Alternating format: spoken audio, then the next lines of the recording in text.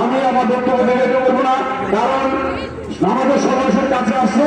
আমি শুধু বলবো, আপনারা আগামী 12 তারিখে যদি আপনারা কোনো খেলা করেন তাহলে কিন্তু এই জাতির কপালে দুর্ভোগ আসবে।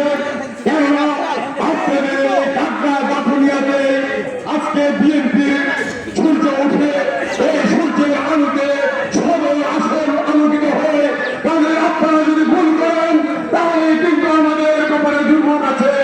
আপনাদের এমন 33টা সিটি কর্পোরেশনের যে ভোট রয়েছে তার চেয়ে অনেক দুর্ঘটনাদের কাছে রয়েছে।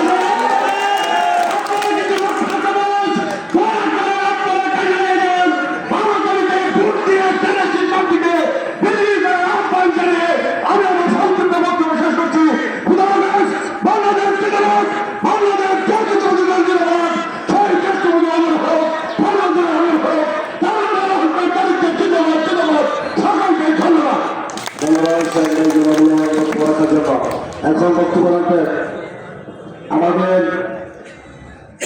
কুদালি থানার সংগ্রামী আহ্বায়ক জনাব মূল্যবান বক্তব্য রাখার জন্য অনুরোধ জানাচ্ছি। বিসমিল্লাহির রহমানির রহিম।